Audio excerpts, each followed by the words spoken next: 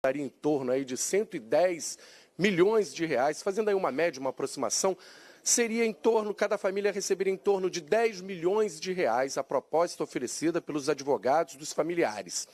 O Flamengo, isso não é uma afirmação oficial, isso eu apurei aqui durante o entre-sai de advogados da audiência, eu apurei que o Flamengo teria oferecido às famílias pouco mais de 1 milhão de reais e sem nenhum tipo de pensão.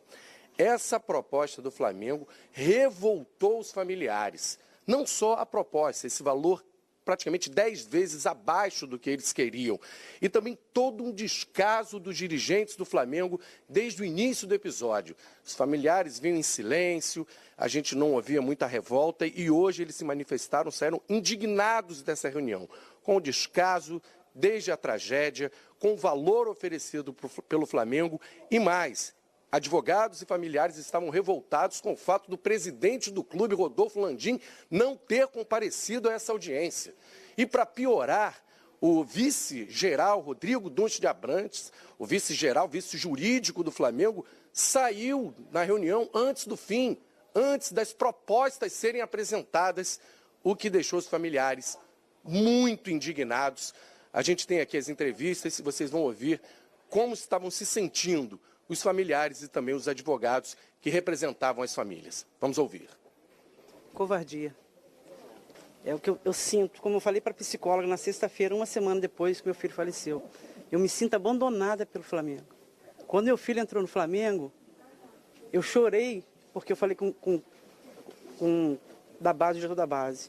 Ele falou, mãe, você está chorando? Eu falei, pois é, a gente vem de uma cidade. O que a gente ouve falar do Rio de Janeiro? Uma violência. Eu falei para ele. Sabe o que é o teu único filho? Falei para ele assim, ele falou, mãe, pode ficar tranquilo, ele vai estar aqui, né? Quando ele chegou, ele não ficou no alojamento, um ano depois, quer dizer, onde a gente pensava que o filho tinha o quê? Total segurança, foi onde meu filho faleceu. Uma véspera de fazer 15 anos, uma expectativa, um sonho, e foi o que eu falei para a psicóloga, me sinto abandonada. A decepção é muito grande. Foi eu que falei aquela frase que eu falei para as pessoas lá, os nossos filhos morreram juntos. Então, eu acho que a gente deve lutar juntos, porque o que eles estão fazendo com a gente é o que o pai falou. Não tem preço, não vão trazer os nossos filhos de volta, mas só que a gente queria uma dignidade. Não sei te dizer se essa informação ela é calculada, mas um dos representantes disse que a nossa proposta para indenizar todas as famílias significa 15% do orçamento só deste ano do Flamengo. A nossa proposta para eles, o nosso patamar mínimo para uma negociação é que representa 15%. E mesmo assim, eles não aceitaram. Então, esse foi o tom dos depoimentos aqui, João Guilherme e amigos, familiares revoltados. A gente ouviu aí a mãe do Arthur, ouviu aqui o pai do Christian, dizendo que é uma vergonha o que eles estão oferecendo, é uma vergonha a forma com que a gente foi tratado, é uma vergonha o presidente do Flamengo. Ele tem uma outra prioridade, eles indagavam, não é possível, tem algo mais importante para o Flamengo nesse momento do que essa reunião, do que resolver essa questão com as famílias, com pessoas que perderam, 10 crianças que morreram e nem compareceu aqui o presidente do Flamengo e o vice jurídico se ausentou. Então os familiares estão revoltados, acabou qualquer tipo de acordo de negociação e vão entrar então por meios judiciais, vão tentar outros caminhos, não houve conciliação, vão procurar na justiça então o direito, isso vai levar mais tempo, aí vai ser uma situação que vai se arrastar até se chegar a um valor dessa indenização e agora não tem mais conciliação. Cada um vai brigar aí com seus advogados pelos seus interesses. Mas foi chocante, sabe? Foram chocantes os depoimentos que nós ouvimos aqui de familiares e advogados e todos. E vale ressaltar, ninguém do Flamengo se pronunciou, ninguém deu entrevista. O Flamengo foi representado por 5 advogados. O principal, o vice-jurídico, como eu disse, se ausentou. Os outros também não passaram aqui onde estão os jornalistas e não deram entrevistas. Com você, João. Muito bem, muito desagradável, né? Eu costumo usar essa frase nas partidas de futebol, mas agora ela no sentido literal mesmo. Que situação. Olha, o Flamengo não se pronunciou, como disse o Flávio Vinick, e o Flamengo foi extremamente citado ali, mas não tinha ninguém para falar em nome do Flamengo. Então estamos abrindo espaço aqui no Expediente Futebol e em toda a programação do Fox Sports para a diretoria do Flamengo. Presidente Rodolfo Landim, para o vice-presidente Rodrigo Dutra de Abrantes, para quem puder falar pelo Flamengo, porque o Flamengo foi citado, mas não ouvimos o Flamengo. O Flamengo não se pronunciou. É importante que o Flamengo fale nesse momento para que a gente ouça os dois lados dessa história, meus amigos, que promete longe, hein? Eu entendi ontem, até conversando com o Zinho, que tem uma questão de algumas famílias que não têm um representante legal, ou seja, tem pais separados, com quem você vai conversar. Esse é um lado da história, mas quem tem que apresentar esse lado é o Flamengo. Desde o princípio, eu acho que o Flamengo está errando na comunicação. Acho que o Ninho do Urubu está se aperfeiçoando, teve uma catástrofe ali, mas o Ninho do Urubu o Flamengo vinha trabalhando para ter um centro de treinamento de primeiro escalão. Não dá para desculpar o que aconteceu, ponto. Então o Flamengo tem que assumir, vinha assumindo responsabilidade, conversando com as famílias. Tem uma dificuldade no cenário? Claro que tem, mas tem que sentar e conversar e não encerrar negociações e não se comunicar. Eu já falei algumas vezes, eu sou de um tempo, Paulo Lima de um tempo, Zinho de um tempo. Nós somos um tempo em que o presidente da República fazia pronunciamento e diretor de futebol dava entrevista coletiva. Não. Depois houve um tempo que o presidente da República, felizmente, dava entrevista coletiva. Hoje em dia todo mundo faz pronunciamento pela internet. Aí você não dá margem contraditório. É perguntar por que a situação, por que as famílias estão se julgando injustiçadas. O presidente responde de volta. E isso é um prejuízo gigantesco para a marca Flamengo. Claro. Por isso se faz ainda mais importante o pronunciamento da diretoria do Flamengo, do presidente Rodolfo Landim. Repito, microfone aberto, espaço aberto para a diretoria do Flamengo, a hora que a diretoria do Flamengo quiser falar, porque um lado se pronunciou, o outro ainda não, através de nota. Existem questionamentos naturais e que terão que ser feitos e uma hora o Flamengo terá que responder. Mas é o seguinte, a tragédia vai continuar repercutindo, mas paralelamente o Flamengo segue a sua vida, joga domingo com o Americano no Maracanã e na terça-feira de Carnaval estreia na Libertadores com transmissão exclusiva do Fox Sports contra o San José em Oruro. A repórter Helena Calil fala do time do Flamengo, do que o Abel está fazendo, preparando o time para esses próximos compromissos. Diga, Helena.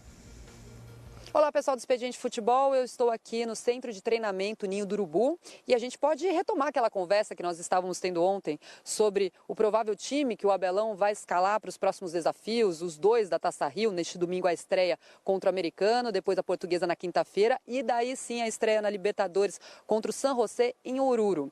Pois bem, lembro que a gente estava falando sobre o Abelão, tudo que ele tinha dito após a partida contra o Fluminense, após a eliminação na Taça Guanabara e a falha do Arrascaeta, e que ele deu indícios de que utilizaria o uruguaio logo no início da partida entre os titulares. Pois bem, o próprio Arrascaeta falou hoje na entrevista coletiva, e eu lembro também que a gente estava discutindo no lugar de quem ele entraria, e a resposta estava hoje, dando voltas pelo campo, o Everton Ribeiro, ele que não participou de nenhum treino junto com os seus colegas nesta semana, ficou na academia, fazendo o trabalho de reforço muscular, ele que sentiu dores no joelho, então deverá ser poupado neste fim de semana e a Arrascaeta, então, deverá assumir a titularidade. Então vamos ouvir o que o uruguaio falou sobre isso, sobre a falha que ele cometeu contra o Fluminense, sobre o ambiente aqui no Ninho do Urubu e também sobre Libertadores. Todo mundo pode errar, aconteceu comigo naquela jogada, superei, faz parte, obviamente, no momento foi difícil, mas como falei, pode acontecer com qualquer jogador. Todo treino para tentar chegar, para ser titular. Eu cheguei aqui com minha mentalidade de ajudar o time, do lugar que for, então se é para começar o jogo, vou fazer da melhor maneira. O grupo está bem, está forte, treinando forte, a mentalidade sempre é muito positiva. Sabemos que vai vir agora uma sequência de jogos muito importante, então todo mundo tem que estar preparado para começar jogando. Sim, Peñarol tem grandes jogadores, tem formado um elenco muito forte para esse ano, para brigar Campeonato Uruguaio e pela Copa Libertadores, então acho que vai ser um rival muito duro, mas nosso elenco também é muito forte, eles também sabem disso. E a Libertadores, todo mundo sabe que são jogos muito pegados.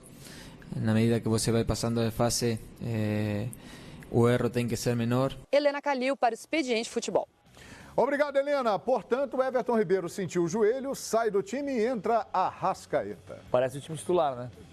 Mas aquilo que a gente falou, o Abel não vai abrir mão dos dois volantes, Arão é um homem de confiança dele, por questões aí até de problemas, não treinou, né, o Everton Ribeiro, e é a oportunidade que ele dá para o Arrascaeta. Normalmente, o normal vai ser que ele jogue pelo lado esquerdo e o Bruno Henrique seja deslocado pelo lado direito, mas mantém aquele sistema que ele faz, o 4-2-3-1 com o Diego centralizado, e é uma oportunidade para o Arrascaeta, né? Tem uma sequência aí de jogo, mostrar o talento dele, e por isso mesmo ele foi contratado.